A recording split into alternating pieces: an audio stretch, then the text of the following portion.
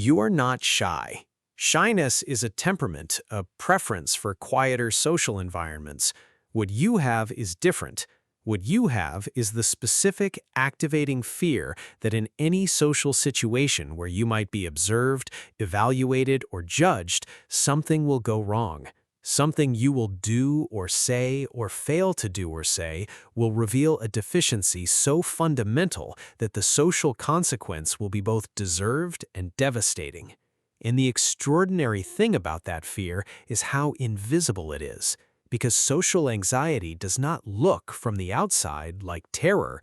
It looks like someone who is quiet or reserved or perhaps a little distant. The terror is internal, running continuously beneath whatever social performance the anxious person is managing to produce, and generating, through the sustained effort of that management, a quality of exhaustion that the people around them almost never see. Social anxiety disorder is the third most common mental health condition worldwide. It affects an estimated 12% of people at some point in their lives. It is one of the most undertreated conditions in clinical psychology because sufferers are often too anxious about the judgment involved in seeking help to seek it. And it is one of the most treatable because the mechanisms that maintain it are precisely understood. The neuroscience of social anxiety begins in the amygdala, the brain's threat detection center, which in socially anxious individuals shows a pattern of hyperreactivity to social stimuli that is measurably distinct from the response in non-anxious individuals. Research by Amit Etkin and Tor Wager using neuroimaging found that socially anxious people show elevated amygdala activation not only to negative social stimuli, hostile faces, critical feedback, signs of disapproval, but to neutral ones. The socially anxious brain is running a more sensitive threat detection calibration in social contexts, interpreting ambiguous signals as potentially negative and producing the physiological stress response accordingly. The prefrontal cortex, which would ordinarily regulate the amygdala's response and reappraise the threat level of a situation, shows reduced regulatory activity in social anxiety, meaning the threat signal, once generated, is less effectively modulated by the reasoning systems that would otherwise provide the correction. The fear activates fully, the contextual correction arrives late or not at all. What this means experientially: the blush, the racing heart, the cognitive fog of a socially anxious moment are not chosen responses, overreactions, or failures of self-control. They are the neurological outputs of a threat detection system that is calibrated too sensitively for the social environment and insufficiently modulated by the regulatory systems that would otherwise keep the response proportionate. The cognitive model of social anxiety, developed by David Clark and Adrian Wells at Oxford University, whose work produced the most empirically supported treatment framework for the condition, identifies the specific thought patterns that maintain the disorder with clinical precision. The first is the observer perspective, the tendency to experience social situations not from the first person as a participant in an interaction, but from an imagined external vantage point, watching oneself perform and evaluating the performance against an imagined audience's standard. The socially anxious person is simultaneously in the conversation and watching themselves have the conversation, and the watching self is consistently more critical, more focused on potential failures, and more convinced of the audience's negative attention than the situation warrants. The second is the attention bias. In social situations, attention in social anxiety is directed inward, toward physiological sensations, toward the monitoring of one's own performance, toward the anticipation of failure, rather than outward, toward the actual content of the interaction. The socially anxious person is less available to what the other person is actually saying because a significant portion of their attentional resources are occupied with the self-monitoring that anxiety demands. The third, and clinically most important, is post-event processing, the extended, detailed, negative review of social interactions after they have ended. The conversation that finished at noon is still being analyzed, edited, and judged at midnight. Each memory has been reconstructed in the direction of the worst possible reading of how it went. And the conclusion of this processing, that things went badly, that the person was judged negatively, that the social outcome was as feared, is used as evidence that justifies the avoidance of similar situations in the future. If you were watching this and recognizing a mental life that has been organized around the management of a fear that the people around you cannot see, like this video right now. And write in the comments, "The audience in my head is not the audience in the room," because that sentence, the clinical correction to the observer perspective, is the most important cognitive shift that recovery from social anxiety requires. Write it. Avoidance is the mechanism that makes social anxiety a self-sustaining condition. When a socially anxious person avoids a feared social situation, declines the invitation, leaves the meeting early, does not ask the question, does not make the call, the immediate experience is relief. The threat signal that the amygdala was generating in anticipation of the situation disappears. The nervous system returns to baseline. The avoidance feels like the right decision. What it does not feel like is the mechanism that is keeping the disorder alive. Avoidance prevents the disconfirmation of the feared outcome. The person who believes they will be judged negatively and then avoids the situation never discovers whether the belief was accurate because the situation never occurred.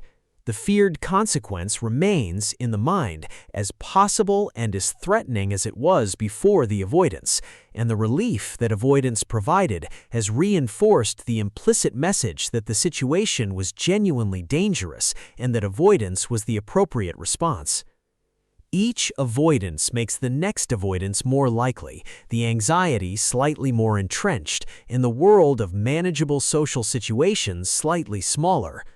Over time, the prison described in the title of this video is built not through any single catastrophic event, but through the accumulation of small, relief-producing decisions to not be somewhere that felt threatening. Safety behaviors are the subtler version of the same mechanism: arriving in a party but staying near the exit, speaking in a meeting but only after extensive preparation, making eye contact but immediately looking away. These behaviors feel like coping, and they do reduce anxiety in the moment, but they prevent the full corrective experience that exposure requires, the discovery that the feared outcome does not occur, that the situation is survivable, and that the anxiety itself, if tolerated rather than managed, diminishes on its own within a predictable time window. The treatment with the strongest evidence base for social anxiety disorder is cognitive behavioral therapy, specifically the Clark and Wells model, whose cognitive techniques for restructuring the observer perspective and eliminating post-event processing are combined with behavioral exposure to feared situations under conditions that allow the disconfirmation of the feared outcome. The exposure component is precisely not the gradual encouragement to feel comfortable in social situations. It is the systematic, experiential experience of entering feared situations, dropping safety behaviors, and staying long enough to discover that the predicted catastrophe does not occur, and that the anxiety, when tolerated rather than avoided, follows the predictable arc that all anxiety follows. It rises, peaks, and then, without avoidance or safety behavior, declines.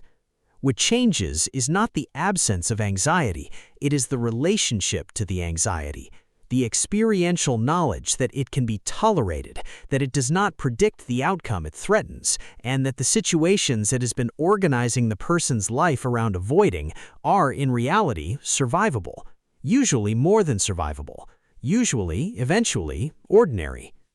Research outcomes for CBT and social anxiety disorder are among the strongest in all of clinical psychology. 70 to 80% of people who complete an evidence-based treatment protocol show clinically significant improvement. A significant proportion achieve full recovery, and the gains, unlike the gains from medication alone, are durable because the treatment has not suppressed the anxiety. It has taught the nervous system through repeated corrective experience that the social world is not the threat that the anxiety had been insisting it was. The barrier between the person with social anxiety and those outcomes is, in most cases, the disorder itself. The judgment involved in making a therapy appointment feels threatening. The social exposure involved in a first therapy session feels like exactly the kind of evaluative situation that social anxiety most wants to avoid. The acknowledgement that one has a problem feels like the public disclosure of the deficiency that the anxiety has been working to conceal. And underneath all of these specific barriers is the deeper one, the belief, installed by years of avoidance and post-event processing, that the anxiety is accurate, that the social world is genuinely dangerous, that the judgment being avoided is genuinely deserved, that seeking help is simply further evidence of the inadequacy that help is supposed to address. This belief is the disorder speaking. And the disorder, in social anxiety, is an exceptionally convincing narrator. The research is unambiguous. Social anxiety is not an accurate read of the social world. It is a miscalibrated threat response maintained by avoidance and safety behavior that is treating ordinary human interaction as if it carried the same threat level as the ancestral environments that shaped the social fear system. It is a prison built from predictions that were never tested because testing them was too frightening and avoidance was always available. The door of that prison is open. It has been open the entire time. The opening requires only the willingness to enter a feared situation, drop the safety behavior, and stay long enough to discover what the anxiety has been insisting was too dangerous to find out. What you find, almost always, is that the audience in the room is significantly less interested in your performance than the audience in your head. If this video gave you something you needed, share it with someone whose world has been getting smaller.